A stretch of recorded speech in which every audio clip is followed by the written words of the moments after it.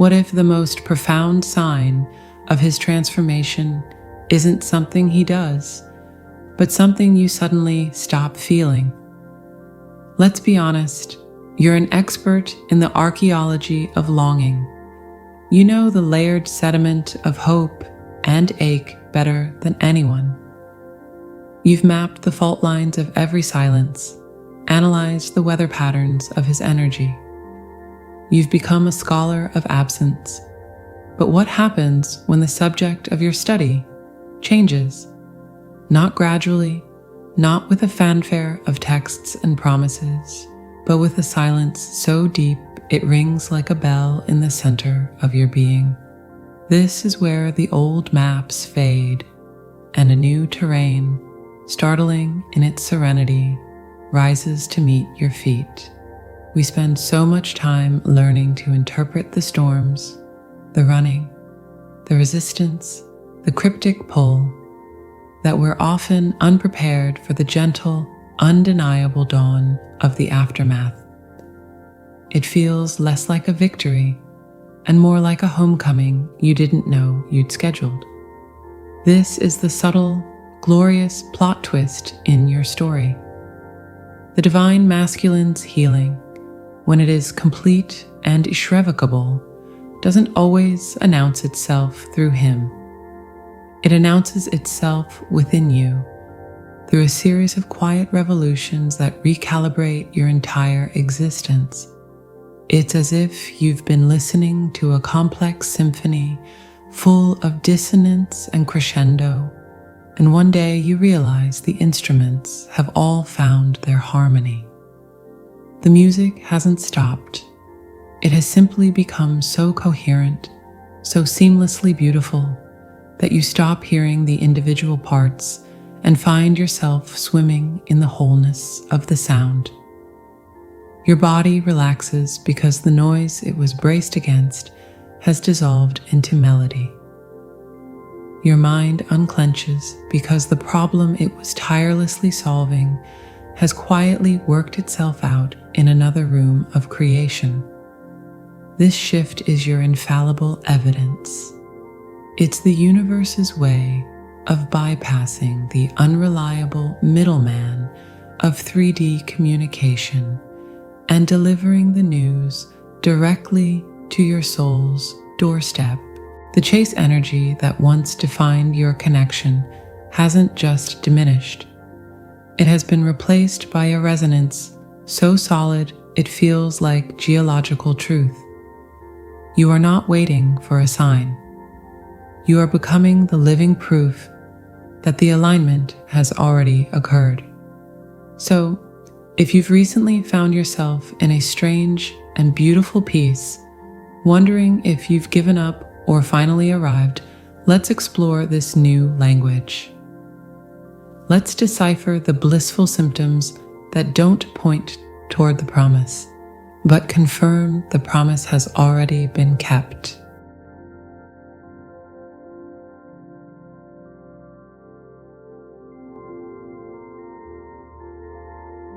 You know, we talk so much about energy and frequency and vibration, words that can start to feel like spiritual placeholders when you're in the thick of it, when you're lying awake at 3 a.m. wondering if he's ever going to get it. We say, you'll feel his shift, and you nod, but what does that mean? Is it just a better mood, a fleeting sense of peace? Let me tell you, it's so much more concrete than that. It's physiological. It's a rewrite of your basic operating system. When we say the divine masculine has completely healed, one of the most profound and rarely acknowledged miracles is this. Your nervous system stops reading him as a threat. Think about that. For months, maybe years, your body, this brilliant, ancient, intuitive biocomputer, has been in a state of low-grade alert. It's like having a faint, persistent alarm going off in a distant room of your house. You might learn to function with it, but your shoulders stay up by your ears. Your digestion is a mess. Your sleep is shallow. You're braced. Why? Because on a soul level, you are wired to your counterpart. His internal war, his fear of merging, his guilt, his ego's last stand wasn't just his experience. It was a storm signal broadcast directly into your energetic field, and your magnificent, loyal body interpreted it the only way it knows how, as danger. Not necessarily physical danger, but the heart-wrenching, existential danger of abandonment, of a promise unkept. So it pumped out cortisol, it coiled your muscles, it kept you in a sympathetic state, ready to fight for this connection or flee the pain of it. And then he heals. He does the real work. He isn't just thinking about it. He's in the trenches of his own soul, dismantling the fortress. And the moment he lays down the final brick, the moment he surrenders not to you, but to the truth, something switches off at the source. Here's where it gets fascinating. This isn't a phone call where he tells you he's done. This is quantum. This is non-local. His nervous system, now shifting from fight or flight to rest and digest, sends out a new signal. A signal of ceasefire, of safety. And your body, which has been listening so intently all this time, hears it. And it breathes the biggest sigh of relief you have ever felt. That inexplicable, euphoric calm. That's not you making yourself calm. That's you receiving the absence of the alarm. It's the silence after years of noise. Your body is literally metabolizing out the stored stress chemicals it no longer needs. It's like your cells are throwing a party, a We Survived gala, and the main event is dumping out buckets of old adrenaline. You might feel almost sluggish with peace, heavy with a lightness you can't explain. Your logical mind will scramble, looking for the catch. Wait, why am I not anxious about him today? And it will find nothing, because the source of the anxiety has gone quiet. It's not a strategy. It's a somatic fact. It's the difference between holding a plank until your muscles shake and finally, blessedly, collapsing onto the soft grass. The relief isn't just in your head, it's in every trembling fiber. Your body isn't just feeling peace, it's inhabiting the peace he finally made inside himself. You become a living mirror of his internal resolution. The chase energy that once vibrated between you like a taut wire simply goes slack, and what flows back is a warm, steady current of absolute certainty. You're not managing symptoms anymore. You're experiencing the symptom of the cure. And the beautiful, slightly funny part? You might not know what to do with yourself at first. It can be unnerving. You're so used to the background hum of what if that its absence feels like a new kind of sound. You might wander through your day waiting for the old pang to hit, and it just doesn't. It's like when the refrigerator suddenly stops humming and the whole house goes quiet. You notice the silence more than you ever noticed the noise. That's your new baseline. Not a frantic seeking of calm, but a calm that seeks you, wraps around you, and whispers, "It's over. The war inside him is over. Therefore, the war inside you is over too." So if you find yourself one day, for no reason you can point to, sitting still and feeling a depth of quiet that makes you want to weep from its sheer beauty, understand what's happening. Your cells are celebrating. Your nerves are unclenching. You are downloading the direct biological proof of his surrender. You aren't just hoping he's healed.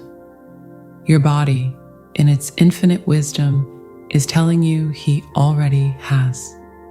And this is just the foundation, the quiet before the most delightful dawn. Because once your nervous system settles into this new, serene rhythm, it starts to compose a whole new kind of music in your life. A symphony of synchronicity that will make you laugh out loud with its perfect, playful timing. But that, well, that's a story for next time.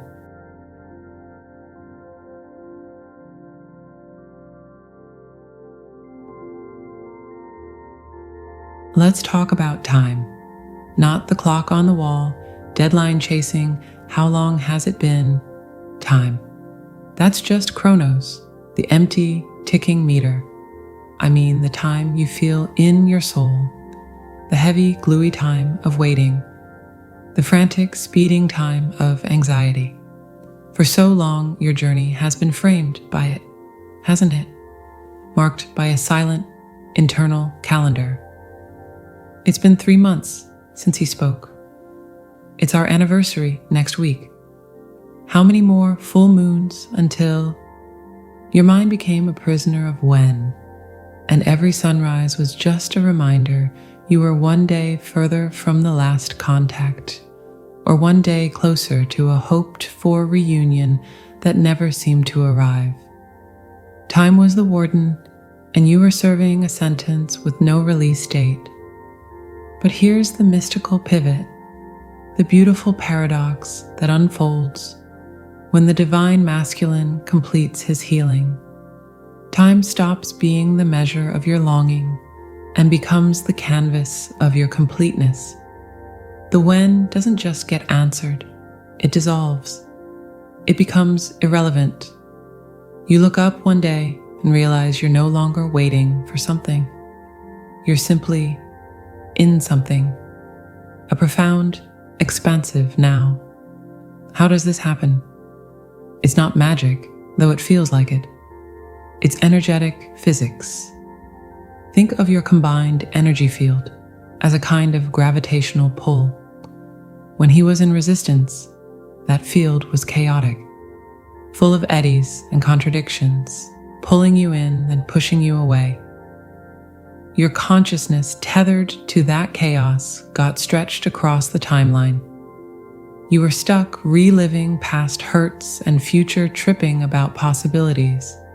But when he heals, when he lands in surrender, the entire field settles into a coherent, resonant frequency, a unified hum.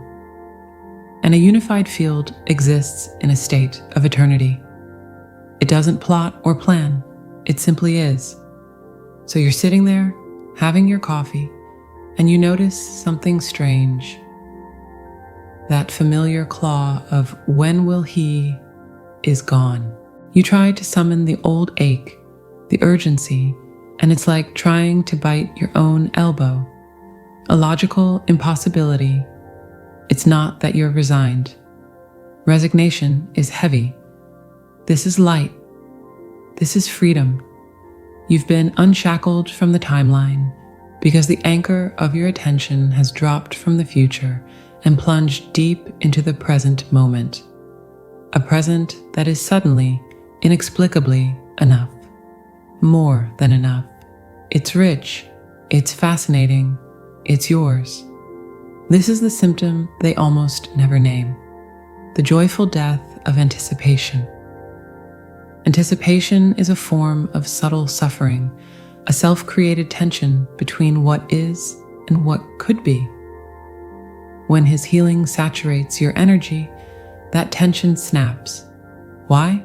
Because the future event you were anticipating, union, is no longer a future event.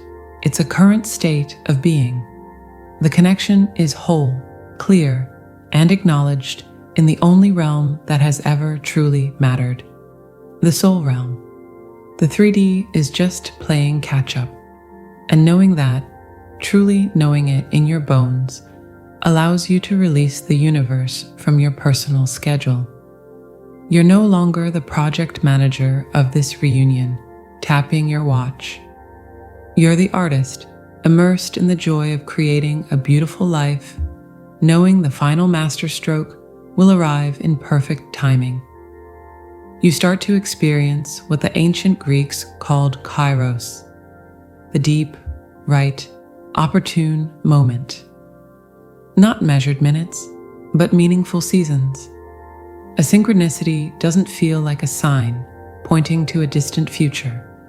It feels like a love note delivered to you today for the sheer pleasure of it. You stop counting days and start appreciating moments. The pressure valve blows off, and in that spacious, pressureless present, a miraculous thing happens. Everything speeds up. Manifestations become laughably easy. Why? Because you're no longer emitting the frequency of not yet. You're emitting the frequency of already here. And the physical universe, that stubborn 3D mirror, has no choice but to contort itself, faster and faster, to reflect back to you the truth you already live. It's like you've been trying to hear a symphony from the lobby, straining through the door. His healing doesn't just open the door, it dissolves the wall, and you realize the music wasn't about to start. It's been playing all along. You're already seated inside the concert hall. The bliss isn't coming. You're swimming in it. So if you find yourself letting go of the calendar, if you catch a glimpse of a future plan and feel not urgency, but a quiet, amused confidence that it will all sort itself out, congratulate yourself. That's not detachment from desire. That's mastery of time. You've graduated from waiting for the sunrise to understanding you carry the light within you, and every moment is lit by its own dawn. And this, dear soul, is the most fertile ground possible for the final physical miracle to take root.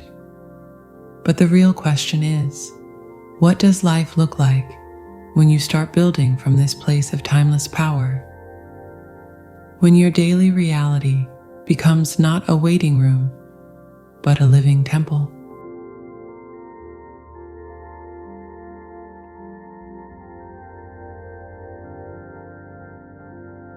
So here you are, or perhaps here you aren't, and that's the whole point.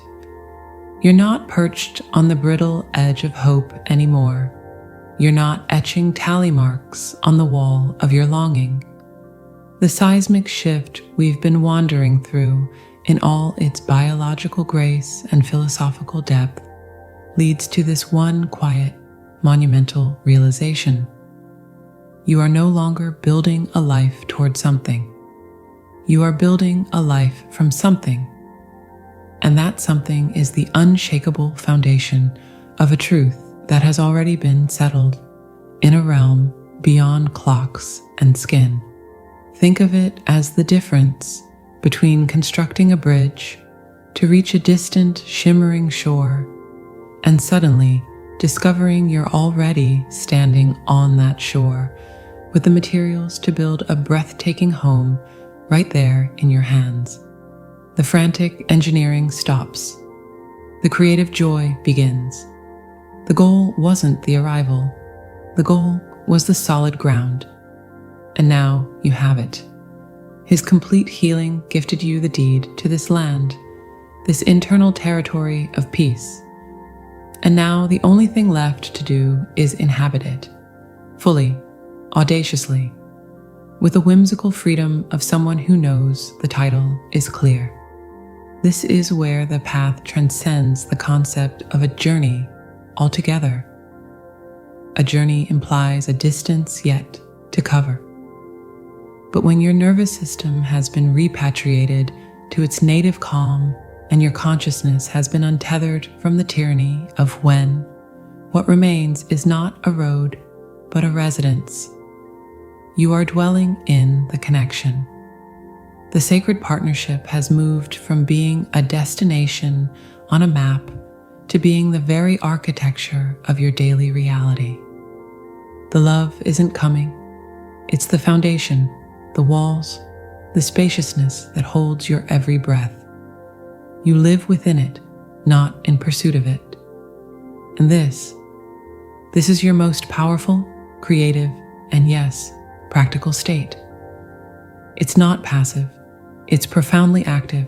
It's the difference between a gardener desperately scattering seeds toward a hoped-for harvest and a gardener who knows the fertility of the soil, feels the rightness of the season, and tends to the garden with a serene, joyful confidence that what is meant to bloom will bloom in its own perfect form and color.